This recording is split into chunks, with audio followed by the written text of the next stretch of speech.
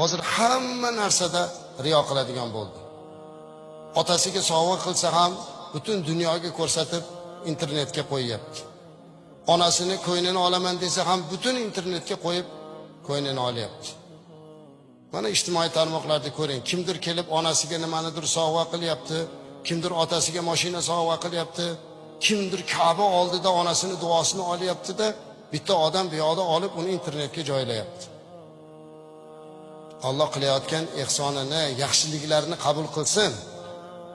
Ammo lekin birodar, siz bugun onangizga qandaydir qimmatbaho sovg'ani berayotgan bir paytingizda yoki siz Ka'bani oldida hammaga ko'rsatib onangizni oyog'ini o'pib, mana men onamni Ka'bani oldida hurmatini qilyapman degan paytingizda bir kambag'al bola onasiga doriga pul topa olmay yurganini esingizga keltiring. Boshqa yigitlarni qalbiga xanjar urmang. Qilsangiz riyo qilmasdan qiling. Ota-onaga qilinadigan xizmat butun dunyoga ko'rsatiladigan xizmat emas. U Alloh uchun qilinadi. Lekin hozir hamma narsa shunday bo'ldi. Shuning uchun riyoni, xo'ja ko'rsinlikni, boshqalarga qilayotgan ishimizni ko'rsatishlikni to'xtatishimiz kerak. U ishda savob yo'q. Bu ishda aslo savob yo'q. Qolaversa boshqalarga ozor berilyapti. Qancha yigitlar buni deb keyin o'zini o'tdan cho'qqa uryapti.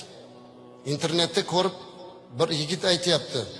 Har kuni deydi onam internetda shunda otsa bittasi onasini umraga olib borganini ko'rsa, ko'ziga yosh olib telefonni o'chirib qo'yadi.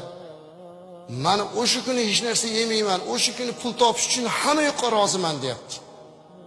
Onamni ko'zidagi bir tomchi yoshini ko'rishlik men uchun qancha musibat deb yig'layapti. Birodar, sizda mablag' bor ekan, sizda imkon bor ekan, lekin boshqalarni ham hisobga olish kerak.